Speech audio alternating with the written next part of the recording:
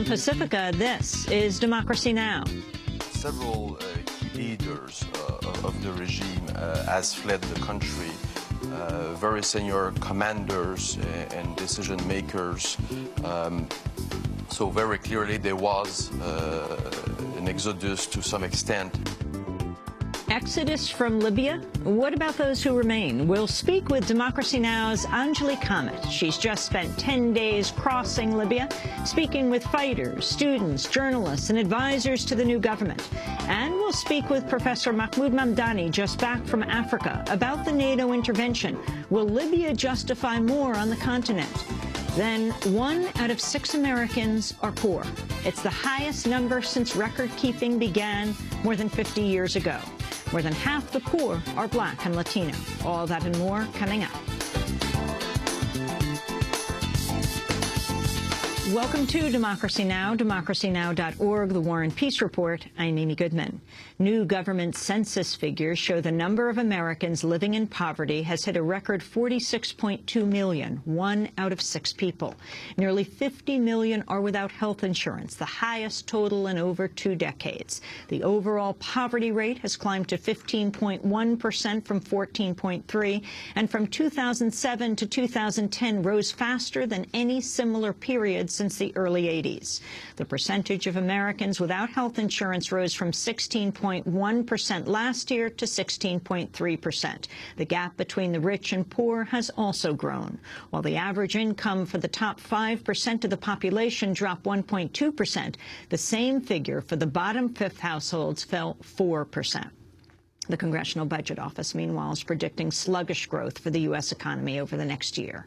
Speaking before the Congressional Supercommittee on the Deficit, CBO Director Douglas Elmendorf said the official unemployment rate will remain above 9% through next year's elections. Incoming data and other developments since early July suggest that the economic recovery will continue, but at a weaker pace than we had anticipated. With output growing at only a modest rate, CBO expects employment to expand very slowly, leaving the unemployment rate, as depicted by the dots in the figure, close to 9% through the end of next year. The bleak economic outlook comes as President Obama continues to tout his new jobs plan submitted to Congress earlier this week. On Tuesday, Obama addressed a rally in Columbus, Ohio. Maybe there's some people in Congress who'd rather settle our differences at the ballot box than work together right now, but I've got news for them. The next election is 14 months away, and the American people don't have the luxury of waiting that long. You've got folks who are living week to week, paycheck to paycheck. They need action, and they need it now. Obama has drawn praise from progressive Democrats for his $447 billion plan to spur job growth. But concerns are now being raised over Obama's stated willingness to target entitlement programs such as Medicare and Medicaid. In a new proposal next week, Obama is expected to call for nearly $300 billion to $500 billion in cuts to entitlements over a 10-year period.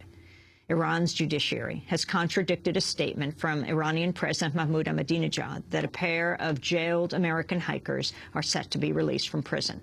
Ahmadinejad had said that Shane Bauer and Josh Fatal were being pardoned and would be sent home within the coming days. But earlier today, the Iranian judiciary issued a statement saying the case is only under review and that no decision has been reached.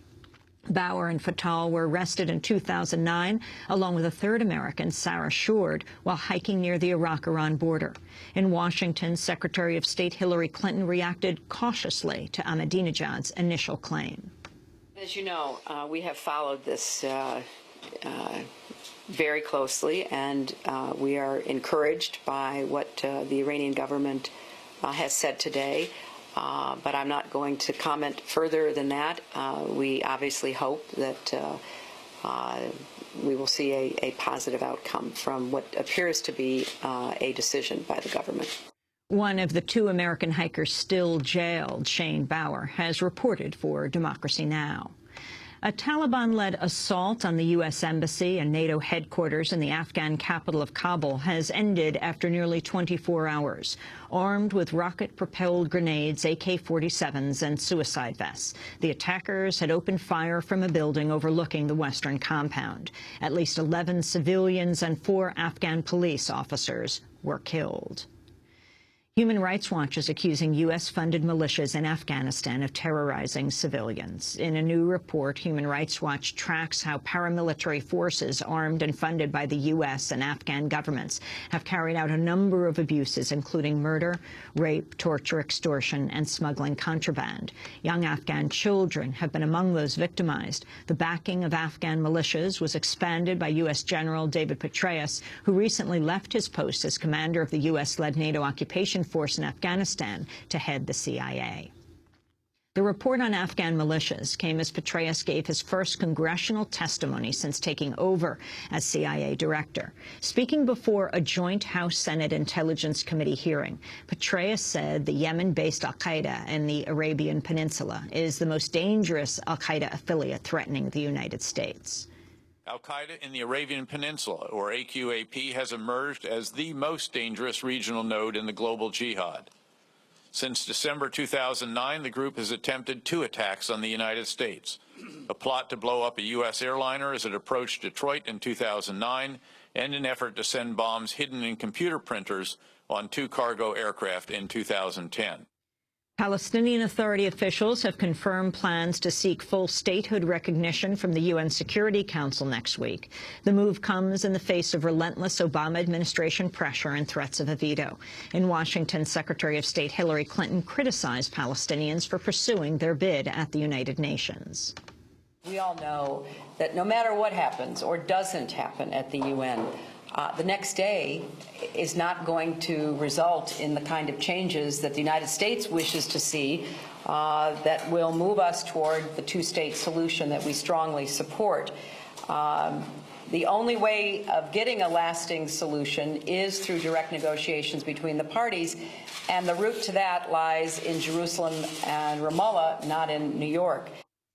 A panel of United Nations experts has determined Israel's blockade of the Gaza Strip violates international law. Reporting to the UN's Human Rights Council, 5 independent experts argued the naval blockade has subjected Gazans to collective punishment and, quote, flagrant contravention of international human rights and humanitarian law. The assertion contradicts last week's separate UN probe of Israel's raid on a Gaza-bound aid ship in May of 2010. The so-called Palmer Report concluded the raid constituted a use of excessive force, but argued the blockade of Gaza is legal. Harvard law professor and consumer advocate Elizabeth Warren set to officially announce her bid for the Senate, challenging Massachusetts Republican Scott Brown. Warren most recently served in the Obama administration, where she helped launch the Consumer Financial Protection Bureau. She's the 7th candidate seeking the Democratic nomination for the race against Brown. Brown's vying for his first full 6-year term in office after being elected to replace the late Senator Ted Kennedy last year. A Republican candidate has won the special election for the New York congressional seat formerly held by Democrat Anthony Weiner. Bob Turner's victory over Democratic State Assemblyman David Weprin marks the first time a Republican has won the district in nearly a century. The seat opened up earlier this year after Weiner resigned over the disclosure he'd sent lewd photos to women he met online. Turner's background includes helping create the infamous talk show The Jerry Springer Show, known for its crude subject matter and brawls among guests. Democratic Congressmember Dennis Kucinich has announced he's staying put in Ohio after state Republicans released plans on changes to his congressional district. Kucinich had long hinted at a run in Washington state if Republicans went ahead with a plan to drop his seat as part of redistricting. The Republican plan now creates a new district that includes around half of Kucinich's old district and half of that of Congressmember Marcy Kaptur. Kucinich's decision to stay means he could likely face Kaptur in a Democratic primary. Newly disclosed records show Texas Governor Rick Perry has received more financial support from the drug giant Merck than he has acknowledged so far. Perry came under criticism during the Republican presidential Tea Party debate Monday night over his 2007 effort to force Texas schoolgirls to receive a vaccination for the sexually transmitted virus HPV. A former top aide to Perry formerly worked as a Merck lobbyist, which stood to profit from the forced vaccinations. During the debate, Perry said Merck has only donated $5,000 to his campaign, saying, quote, "If you're saying I can be bought for $5,000, I'm offended." But according to the Washington Post, Merck has in fact donated nearly $30,000 to Perry's gubernatorial campaigns since 2000. Merck has also given more than $380,000 to the Republican Governors Association since 2006, the same year Perry began playing a prominent role in the group. Perry served 2 stints as chair of the RGA, which in turn has given his campaign at least $4 million over the past 5 years. The CIA has launched an internal review over whether it's illegally helped New York police spy on ethnic communities in New York City, New Jersey, and Connecticut. Although the CIA is prohibited from conducting domestic spying, the Associated Press revealed last month the agency helped the New York Police Department develop a so-called demographics unit that used informants known as mosque crawlers to monitor sermons without any evidence of wrongdoing and spy on people carrying out jobs typically done by Muslims. The oil giant Chevron says it's shut down a Louisiana pipeline over a potential leak into the Gulf of Mexico. The most up-to-date figures show around 4,000 liters of crude may have been released.